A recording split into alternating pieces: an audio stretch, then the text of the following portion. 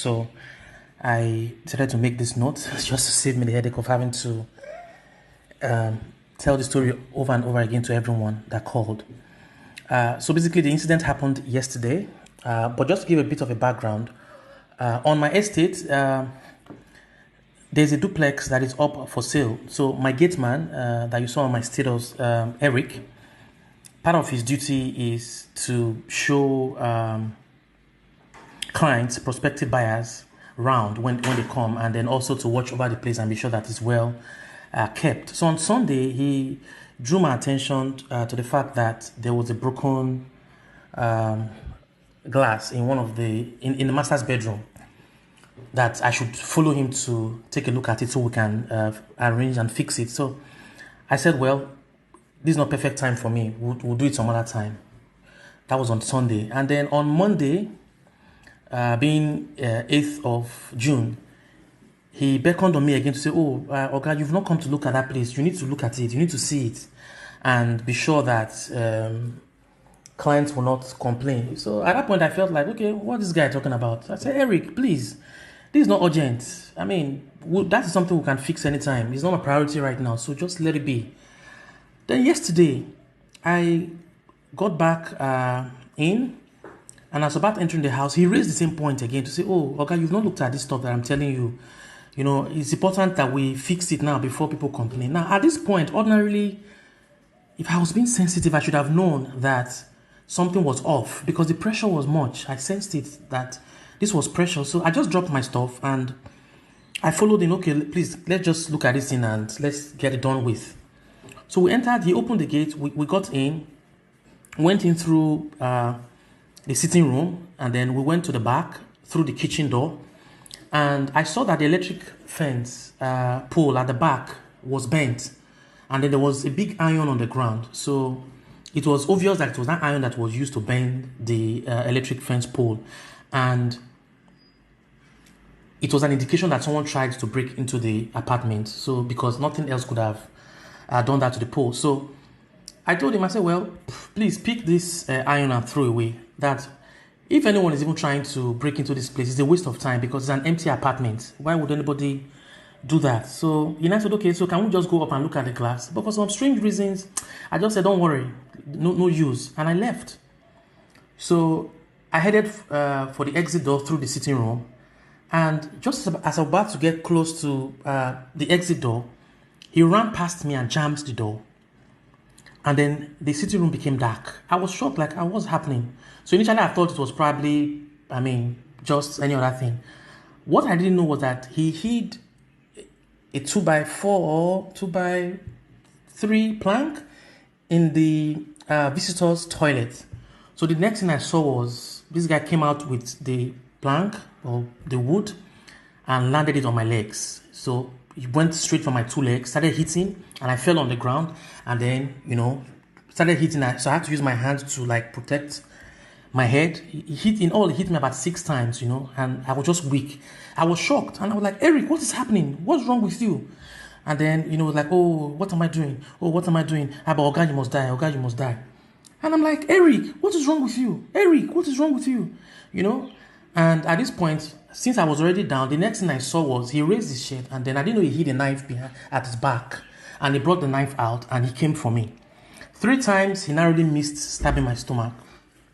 And at that point I knew, okay, this is death staring me in the face, and I have to fight for myself. So I summoned up all the courage. I stood up, and of course I started dragging the knife. I started dragging the knife with him.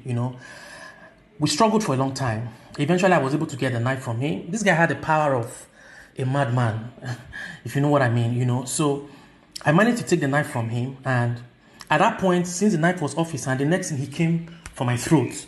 He started strangling me. He held my Adam's apple and was just squeezing it, and then I was going out of breath, And I had the knife in my hand. Honestly, I could have stabbed him, but I just had this consciousness that if I stabbed him, and God forbid anything happens, nobody would believe my side of the story. So I held back on stabbing him, but I just held on to the knife. And when I was beginning to lose breath because of the strangulation, I just remember something we used to do as kids when we fight. We call it kolobe. You put the person's neck, wrapped on, your elbow, right? So that was what I did. I started squeezing his neck very hard. So at that point, he too was running out of breath. He started biting. He bit my hand. The mark is still there, but even with the biting, I held on to what I was doing. So at that point, he released me, because, he needed to breathe well himself. So when he released me, I also released him. I pushed him, and then I ran towards the kitchen door and tried getting out, And of course, he came after me, and he went straight for the key to lock the door. As God would have it, the key didn't work. He tried, it didn't work. So the struggle continued. I managed to get outside the building. I got to the back, and when we were already outside, the first thing I did was to throw the knife off the fence to the other property, just to be sure it's out of his reach, and then also I'm not tempted to use it. And then the next thing he did was he went for that pole, that iron pole that was on the ground. He went for it, and he was coming to me with it. At that point, I started running out, trying to make my way towards the gate. So when he saw I was running out, he dropped the pole and came for me, pulled my shirt, and started trying to drag me back into the main, building. And he was pulling so hard, So at this point, I was really, really tired. And I just started screaming, help, help, Eric wants to kill me, help, And another miracle happened. My wife heard from our house. How that happened is a miracle. So when she heard my voice, of course she recognized my voice. She quickly ran out. By the time she got out, she now realized that the gate man had locked all of them inside from the main gate, so they couldn't come out. So she had to quickly get the spare key, threw it to someone who was outside, and then they opened up for them. So by this time, I was now running out towards the gate. I don't know what happened. I tripped and I fell. And then this guy came on me, trying to strangle me. As luck would have it, or as God would have it, some person that were passing by, who probably heard my voice, and with the help of my wife, some guys just came in, and they were the ones that pulled him off my top. And for like 30 minutes, I was just in shock. I could not move my legs. I could not move my hands. I was just on the ground. They just told me to just rest your head, don't say a word. And I was there. By this point, the guy staggered outside and was asking for water. Oh, they should give him water. They should give him water, Also, I think he was running out of breath too. So he was asking for water. My wife even almost gave him water, not knowing what was happening, So eventually, of course, I managed to relay the story. And then, of course, those that saw him on top of me, they managed to take me back to my house. So took me to my sitting room. I was there for like an hour on the floor. I was panting, so much palpitations. It was crazy. Like I was running out of breath. I was just there taking 1 minute at a time. About an hour and a half thereabout later, I was able to regain myself. I had water. I had a cold water bath, and that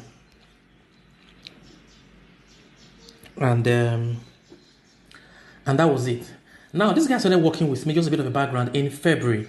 Now, because of the whole Boko Haram stuff, sometime in January, I released my Aboki gate man and decided to take someone from the south. He's from Rivers State. And I didn't just pick him from the streets. I actually got him through this civilian security outfit.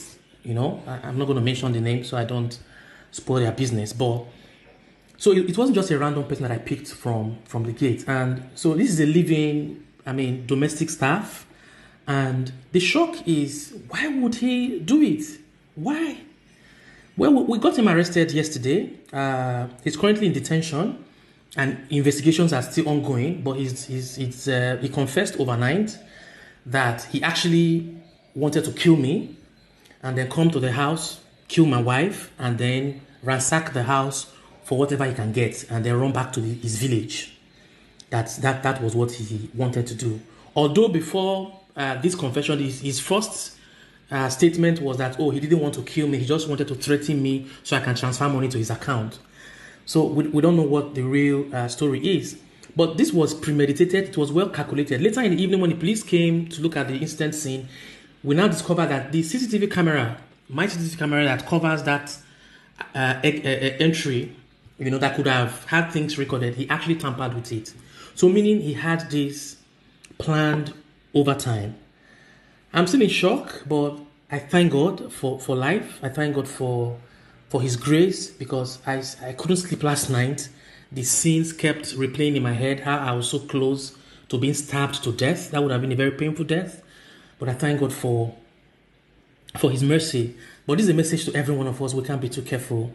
This is someone we feed, we clothe, we do everything for. He's got access to 24-hour light. He's okay, he's comfortable. We're nice to him. And yet he could conceive all of these things in his heart.